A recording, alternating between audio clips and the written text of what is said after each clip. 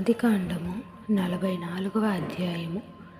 యోసేపు ఆ మనుషుల గోనెలు పట్టినంత ఆహార పదార్థములతో వాటిని నింపి ఎవరి రూకలు వారి గోనె మూతలలో పెట్టుమనియు, కనిష్ఠుని గోనె మూతెలు తన వెండి గిన్నెను అతని ధాన్యపు రూకలను పెట్టుమనియు తన గృహ నిర్వాహకునికి ఆజ్ఞాపింపగా, యోసేపు చెప్పిన మాట చొప్పున అతడు చేసెను. తెల్లవారినప్పుడు ఆ మనుషులు తమ గాడిదలతో కూడా పంపివేయబడిరి. వారు ఆ పట్టణము నుండి బయలుదేరి ఎంతో దూరము వెళ్ళక మునుపు యోసేపు తన గృహ నిర్వాహకుని చూచి, నీవు లేచి ఆ మనుషుల వెంబడి వెళ్ళి వారిని కలుసుకొని, మీరు మేలుకు కీడు చేయనేలా? దేనితో నా ప్రభువు పానము చేయును? దేని వలన అతడు శకునములు చూచును? అది ఇదే కదా. మీరు దీని చేయట వలన కానీ పని చేసిరని వారితో చెప్పమనెను.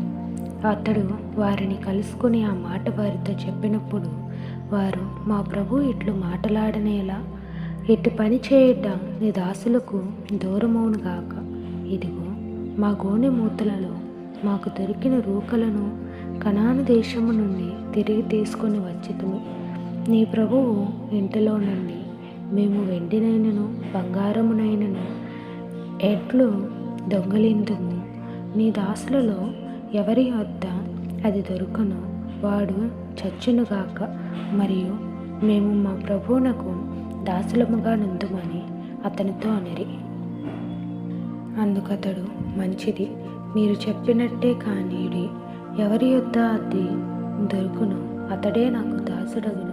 అయితే మీరు నిర్దోషులగుదురని చెప్పెను. అప్పుడు వారు త్వరపడి ప్రతివాడు తన గోనెను క్రిందికి దించి దానిని విప్పెను. అతడు పెద్దవాడు మొదలుకొని చిన్నవాని వరకు వారిని సోదా చూడగా ఆ గిన్నె బెన్యామీను గోనెలో దొరికెను. కావున వారు తమ బట్టలు చింపుకొని ప్రతివాడు తన గాడిద మీద గోనెలు ఎక్కించుకొని తిరిగి పట్టణమునకు వచ్చిరి. అప్పుడు యూదాయును అతని సహోదరులను యోసేపు ఇంటికి వచ్చేది. అతడు ఇంకా అక్కడనే ఉండేది కనుక వారు అతని ఎదుట నేలను సాగిలపడి, అప్పుడు యోసేపు, మీరు చేసిన ఈ పని ఏమిటి? నా వంటి మనుషుడు శకునము చూచి తెలుసుకొనని మీకు తెలియదా అని వారితో అనగా, యూదా ఇట్లనెను. ఏలిన వారితో, ఏమి చెప్పగలము? ఏమందుము? మేము నిర్దోషులమని ఎట్లు కనపరచుకొనగలము? దేవుడే నీ దాసుల నేరము కనుగొనెను. ఇదిగో, మేమును ఎవరి యొద్ద గిన్నె దొరికెను వాడును ఏలిన వారికి దాసుల మగదమనెను. అందుకతడు, అట్లా చేయట నాకు దూరమవును కాక. ఎవరి చేతిలో ఆ గిన్నె దొరికెను వాడే నాకు దాసుడుగా ఉండును చెప్పగా, మీరు మీ తండ్రి యొద్దకు సమాధానముగా వెళ్ళడని చెప్పగా, యూదా అతని సమీపించి, ఏలినవాడా, ఒక మాట ఏలిన వారితో తమ దాసుని చెప్పుకొని నిమ్ము. తమ కోపము తమ దాసుల మీద రగులు కొననీయకుము. తమరు ఫరో అంతవారు కదా. ఏలినవాడు మీకు తండ్రి అయినను సహోదరుడైనను ఉన్నాడా అని తమ దాసులను అడిగెను. అందుకు మేము, మాకు ముసలివాడైన తండ్రి అతని ముసలితనమున పుట్టిన ఒక చిన్నవాడును ఉన్నారు. వాని సహోదరుడు చనిపోయెను. వాని తల్లికి వాడొక్కడే మిగిలి ఉన్నాడు.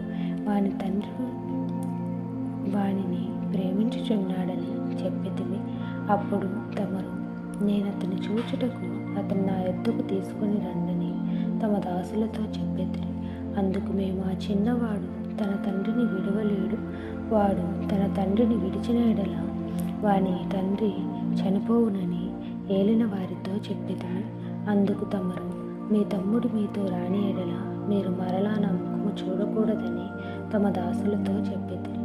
కాబట్టి నా తండ్రి అయిన తమ దాసుని యొద్దకు మేము వెళ్ళి ఏలిన వారి మాటలను అతనితో తెలియచేసితిమి.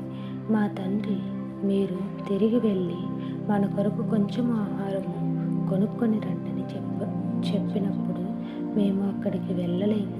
మా తమ్ముడు మాతో కూడా ఉండిన ఎడల వెళ్ళుదుము. మా తమ్ముడు మాతో నుంటేనే గాని ఆ మనుష్యుడు ముఖము చూడలేమని చెప్పితిమి.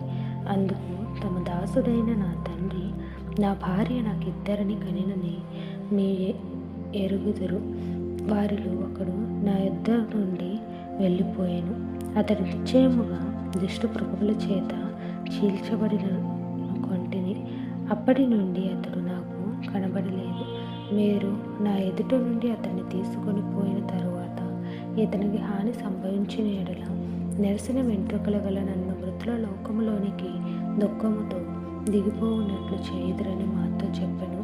కావున తమ దాసుడైన నా తండ్రి యొద్దకు నేను వెళ్ళినప్పుడు, ఈ చిన్నవాడు మా యొద్ద లేని ఎడల ఇతని ప్రాణముతో వెనవేసుకొని ఉన్నది గనుక, ఈ చిన్నవాడు మా యొద్ద లేకపోవుట అతడు చూడగానే చనిపోవును.